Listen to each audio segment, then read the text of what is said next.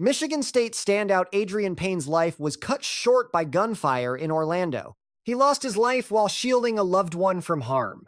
Lorenzen's essence hasn't left us. He was never the type to just give in. Tragically, Lorenzen Wright faced betrayal from the person he trusted most. Closure remains elusive for their families, leaving only painful recollections. These accounts are just the tip of the iceberg regarding the league's darkest days. We are diving into the most heartbreaking homicides involving pro basketball stars. Born Brian Carson Williams on April 6, 1969, in Fresno, his father was a vocalist of mixed Black and Native American descent. By 1998, he embraced the name Bison Dele to honor his roots, a bold statement in a rigid league. Athlete sharpened his skills at Bishop Gorman and Street Monica High before a stint at Maryland and a standout performance at Arizona, where he secured top-tier conference honors in 1991. The Magic used their 10th pick to bring him to Orlando that summer. His journey took him through Denver and LA before landing in Chicago, where he helped Michael Jordan's iconic team clinch the 1997 title. After that, he hit his stride with Detroit, averaging 16 points and 8.9 boards. Stepping into a locker room with Dele was a unique experience. He possessed a rare self-assurance, proving to be an intellectual and maverick voice in pro sports. Dele approached media queries with a refreshing perspective, dismissing the urge to pigeonhole any athlete into a simple box. Comparing athletes doesn't sit right with me. They are as distinct as snowflakes. Every individual is a world unto themselves. That worldview showcased the quiet, thoughtful nature that truly defined who he was as a human being. Just as no two flakes are identical throughout time, you will never find two ball players who are exactly the same. In 1999, Bison walked away from a $36 million deal to retire at 30. He explored the globe, mastered flight, became a multi-instrumentalist, and navigated the Pacific on his yacht, the Hakuna Matata. He had successfully traded fame for freedom, yet his older brother, Miles Dabord, viewed Bison's wealth and lifestyle through a lens of resentment, leading to a toxic and explosive family dynamic. Around July 7th, 2002, Bison, his partner Serena, and their captain were reportedly slain by Miles while sailing near Tahiti. They weighed down the remains and cast them into the deep ocean. At 33, he was gone, his vessel later found with repaired gunshot damage. Authorities eventually caught Miles for identity theft and financial fraud. He had been posing as his brother to plunder Bison's bank accounts, but before he could stand trial for the disappearances, Dabord ended his own life in custody. The ocean never gave up its secrets. Feds and French investigators backed the triple slaying theory, despite having no bodies or living suspect. The whole ordeal remains stuck in a bizarre, permanent legal purgatory. Our next legendary figure is the late Lorenzen Wright. Lorenzen was born November 4th, 1975, in Oxford, Mississippi, but grew up on the hard-knock streets of Memphis, Tennessee. That city became his greatest stage and, eventually, his final resting place. His father, once a pro baller, was paralyzed in a shooting. Lorenzen lived that trauma. Gun violence hit home before he could walk, yet he still chose the court. He attended Booker T. Washington High in Memphis before starring for the University of Memphis as a 1996 All-American. The Clippers snatched him up as the 7th overall pick in the 1996 draft. Over 13 seasons in the league, he played for Los Angeles, Atlanta, and returned to the Memphis Grizzlies as a beloved hometown icon, along with stints in Sacramento and Cleveland.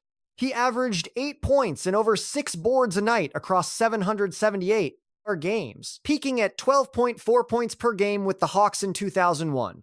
A father of 7, he also launched a scholarship fund after losing his infant daughter to SIDS. He poured his heart into Memphis. The city loved him back, but by 2010, he and his wife Shara had split. On July 19, 2010, Lorenzen Wright was shot 11 times. His body was found 10 days later in a marshy wooded area outside the city. The ensuing investigation took years of agonizing silence and heartbreak. When the truth finally surfaced, it was devastating. His ex-wife, Shara Wright, had actually masterminded a contract hit, hiring Billy Ray Turner to kill him for a $1 million life insurance payout. A man Memphis adored, murdered for cash by the mother of his own children. When the guilty verdict for Billy Ray Turner echoed through that courtroom, the relief of a decade-long wait was etched on every face. As the jury spoke, finding the defendant guilty of murder in the first degree, just as he was charged in the first count, Deborah Marion, Lorenzen's mother, sat in that court and faced her son's killer. She waited 10 years for that day, and when the judge spoke directly to her, it was the most raw, emotional moment of the entire trial. Miss Marion, you have endured so much loss. You lost your son. I truly hope you can hold on to the good memories. Deborah, who refused to let her son's legacy be buried with his body, found the perfect words to close the chapter. Lorenzen's spirit stayed with me. Now, he can finally lay down and rest like anyone else. Shara Wright pleaded guilty to facilitating the murder and got 30 years. Billy Ray Turner was convicted of first-degree murder and conspiracy, receiving a life sentence. Justice came between 2019 and 2022, over a decade after the killing. Memphis never forgot him. The city he loved refused to let his story fade away. In the end, a slow, painful, and heavy justice finally arrived. Our list continues with the story of Adrian Payne. Take Adrian Payne, the most recent addition to this list, a loss that still cuts deep since it happened just 3 years ago. He entered the world on February 19th, 1991, in Dayton, Ohio. Growing up in Jefferson Township, he carried his high school squad all the way to a state championship. After earning Parade All-American status, he took his talents to Michigan State University. It was there he cemented his status as one of the most cherished figures in Spartan basketball history. During his tenure in East Lansing, he secured 2 All-Big Ten honors and made history in the 2014 NCAA tournament by sinking 17 straight free throws. However, he endured a collegiate journey while battling obstacles that would have crushed the average athlete. I felt constantly drained and had no idea why. I'd be out there mid-game just thinking about how exhausted I was. One trip down the floor and I was totally gassed. I kept wondering what was wrong with me. He'd actually been grinding through a hidden case of mono for most of his senior year. He fought an illness that was secretly saping his strength, never once uttering a word of complaint. No excuses were made, because that relentless drive defined exactly who Adrian Payne was as a player. Yet, even while preparing for his massive leap into the pros, basketball wasn't the main topic on his mind. The Atlanta Hawks grabbed him with the 15th overall pick in the 2014 draft. His professional path led him through Atlanta, followed by time with the Timberwolves and the Orlando Magic. He appeared in 107 NBA contests, averaging 4 points and nearly 3 rebounds per outing.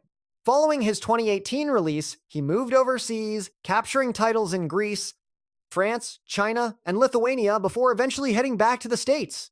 Then, a devastating Monday morning in Orlando changed everything. Turning to some heavy news, former Spartan standout Adrian Payne has been fatally shot in Florida. The Orange County Sheriff's Office confirmed the incident occurred in the early morning hours. On May 9th, 2022, Payne lost his life in Orlando after heading to Lawrence Doherty's home to help settle a domestic argument. He didn't go there looking for a confrontation. He went because a friend needed him. Doherty claimed he acted in self-defense, arguing that Payne's large physical frame justified him pulling the trigger. The jury didn't buy that excuse for a second. Doherty was handed a life sentence for second-degree murder in 2025. Draymond Green, his old Michigan State brother, posted a moving tribute the day the tragedy broke. Adrian Payne was only 31. He died exactly as he lived, showing up for those in need. Next, we look at the life of Anthony Grundy. Anthony Montre Grundy was born April 15th, 1979, in Louisville, Kentucky. That city produces more elite hoopers per capita than almost anywhere else in the country. He was raised in the Beecher Terrace projects within the West End's Russell neighborhood. His mother, Yolanda, led a household built on a foundation of faith and family loyalty. He was a dedicated member of the Bethel Baptist congregation. He began his high school ball at Warren Central in Bowling Green before moving to Virginia's Hargrave Military Academy for his senior year to sharpen his game and discipline. From there, he committed to North Carolina State, where he arrived as a deep reserve and left as a verified campus icon. Wrapping up his final college run in 2002, Grundy evolved into a top-tier all-conference powerhouse. He locked down defensive honors and made school history by leading the squad in every major stat. From boards and dimes to swipes and triples, he swept every category that season. He shattered the program's 10-year postseason curse almost single-handedly. By any metric, the guy was a total phenom. Yet the 2002 pro draft ignored him, completely overlooked. Every franchise past, despite a legendary senior year, most pros would die for. For your average hooper, that is where the dream dies. For Grundy, the real grind was just heating up. He spent over a decade as a global hardwood mercenary in Greece, Turkey, and Israel, grinding through South America, the Middle East, and Southeast Asia. From Scandinavia to the Mediterranean, he carried his game across the globe, dominating every league he touched, winning wherever he landed. He torched the Greek League in 2007, dropping 21.5 nightly. By 2011, he was hoisting championship gold in the Philippines. Everywhere he went, he was the alpha. Eventually, the big leagues finally noticed. He clocked 12 games for the Hawks on short-term deals, chipping in 4.3 a night. It was not the legendary career his massive talent promised, but it served as cold, hard, undeniable evidence that Anthony Grundy absolutely belonged on the world's biggest stage. Once his playing days ended, Grundy headed back to his Louisville roots and family. Retirement hit him with a level of chaos the court never prepared him for. Legal troubles and drinking charges landed him behind bars for 2 years, starting in 2017, following felony offenses and several parole slips. He was genuinely trying to flip the script and recover. Then, in June 2019, a tragic fatal accident on Dixie Highway changed everything. He surrendered to the police, maintaining his innocence in court. His long-term lawyer and buddy, Lee Turner, never left his side. Those close to him saw a man focused on his future and giving back, mentoring local kids, and turning his second shot at life into something meaningful. His final post on November 14th, 2019, was simply wishing his mom a happy birthday. But that very evening, local police rushed to a domestic dispute on Muhammad Ali Boulevard around 6:30 p.m. Cops arrived to find Anthony Grundy bleeding out from several knife wounds. He was rushed to the university hospital, but was pronounced dead at 7 to 10 p.m. Medical examiner later confirmed he died from multiple severe stabbings to the body. He was only 40, passing on his mother's own birthday. A murder investigation was immediately launched by local authorities. Though a person of interest was questioned at the scene, no formal charges were filed. Next, we look into the story of Tyler Honeycutt. Tyler Dion Honeycutt entered the world in July 1990, out in Sylmar, a quiet neighborhood tucked away in the north end of the valley. It's a low-key town that churns out world-class pros without making a scene. Raised mostly by a mother on her own, Liza Stazzle. And right from the jump, hoops became his obsession. At Siler High, his head coach, Boris Glitz, saw a kid who'd break into the gym at midnight just to put up shots. No trainers around, no scouts in the stands, just a boy whose only way to pray was through a jumper. Escoto says that whole drive was fueled by love for his mom. His ultimate goal was cashing checks to support her while at UCLA. That raw skill eventually caught fire. Hunyet made the Pac-10 all-freshman squad, leading the rookies in rebounding. He followed with co-MVP honors and a first-team all-conference nod as a sophomore, dropping 12.8 points a night and leading the league with 2.1 blocks. Sacramento took him 35th overall in the 2011 NBA draft. He was a pro. Mission accomplished, the midnight gym sessions were finally real, but his run in the league didn't last long. Only 24 games in 2 years with the Kings, stalled by injuries and G League assignments before a trade and release.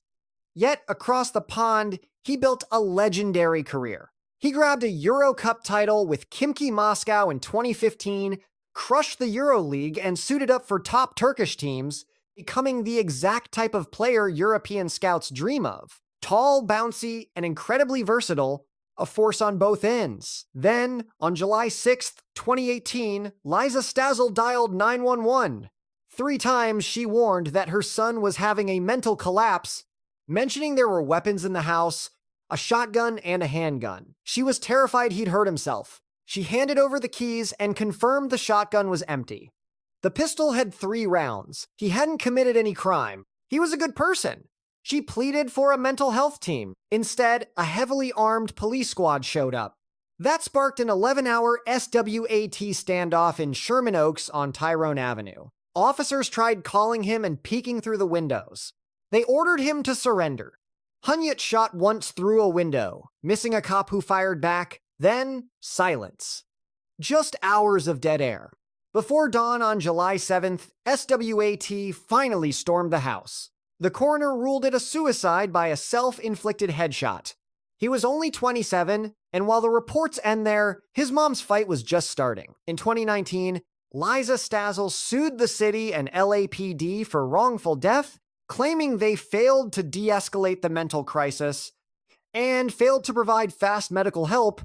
She argued that the agency's blatant lack of care played a vital role in her boy's passing.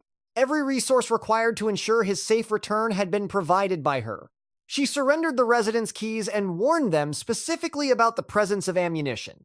The legal struggle was detailed clearly through reporting by CanyonNews.com.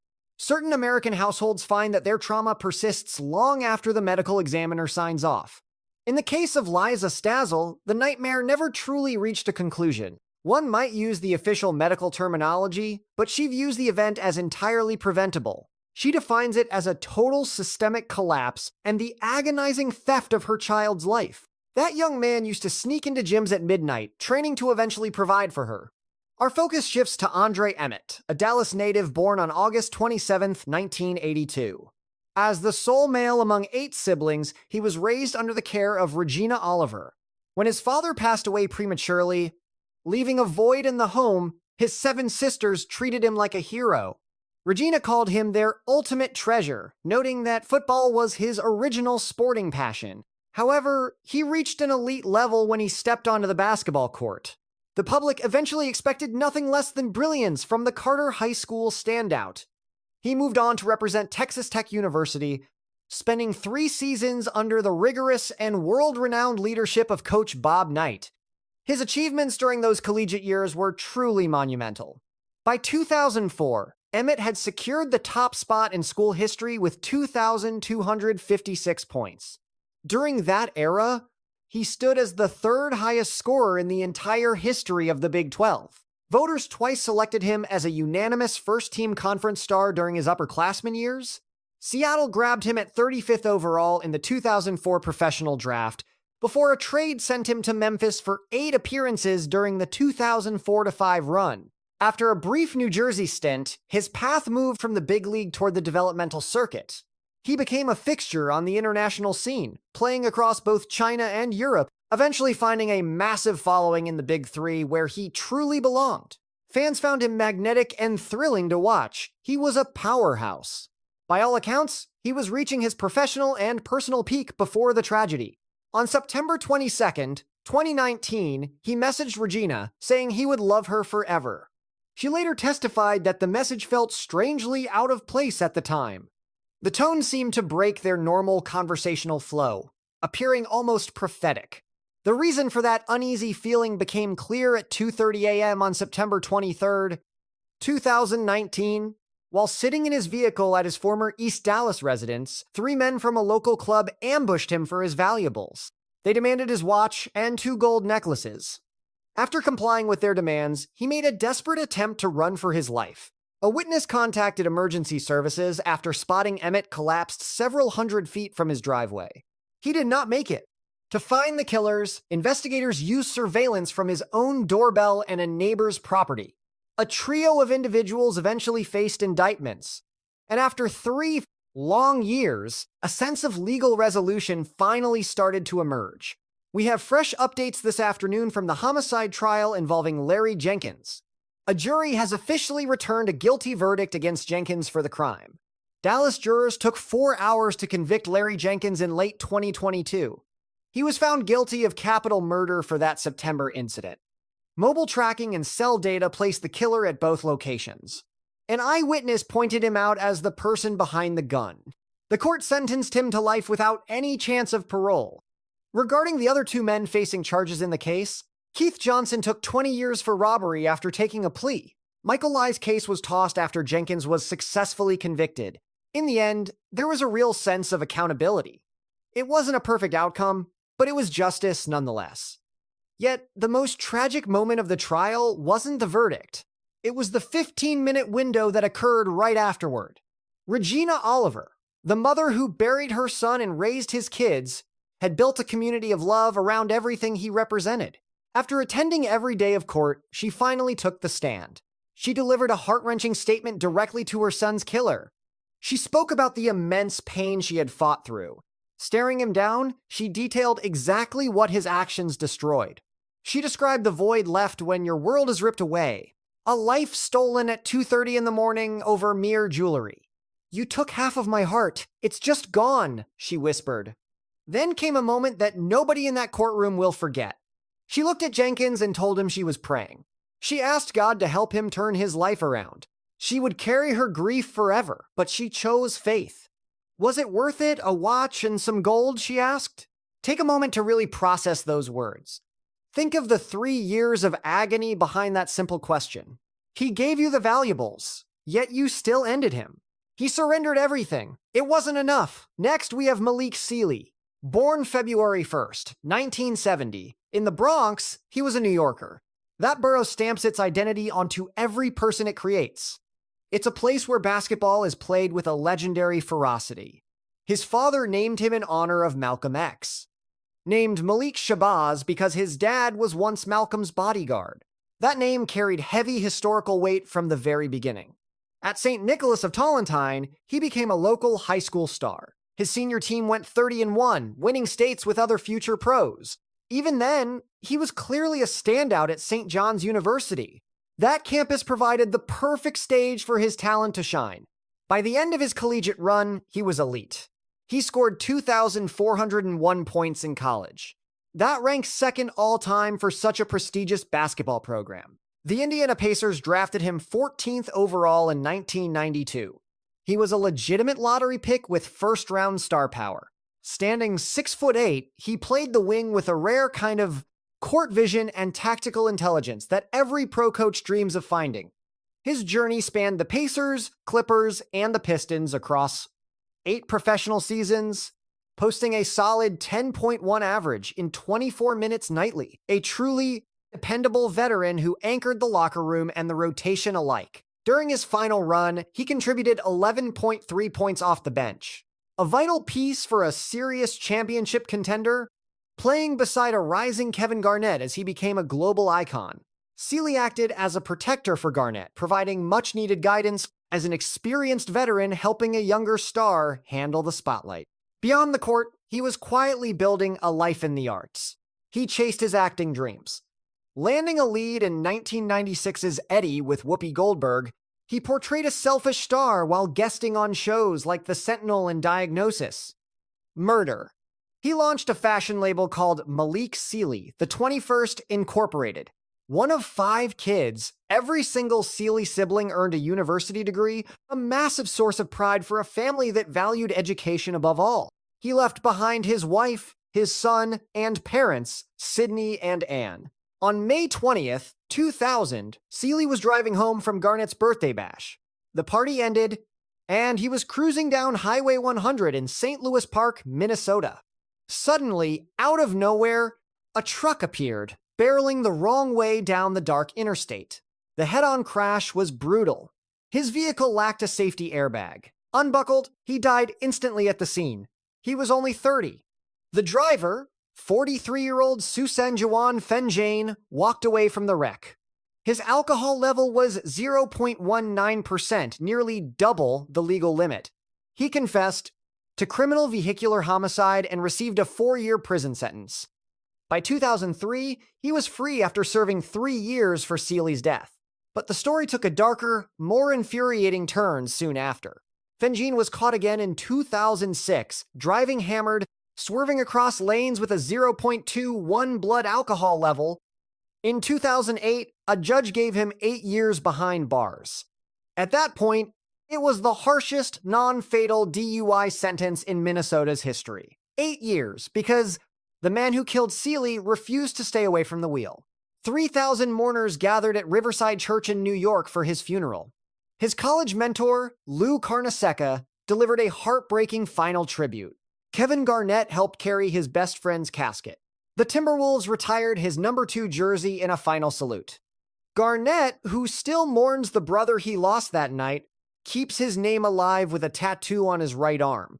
He etched Malik's name onto his kicks and claimed jersey number 2 once he got shipped to Brooklyn in 2013, desperate to keep that memory alive everywhere. If these legends were unfamiliar, do your homework and dive into their history. Spread their stories, since a forgotten legacy is even more tragic than an early death. Hit subscribe and like.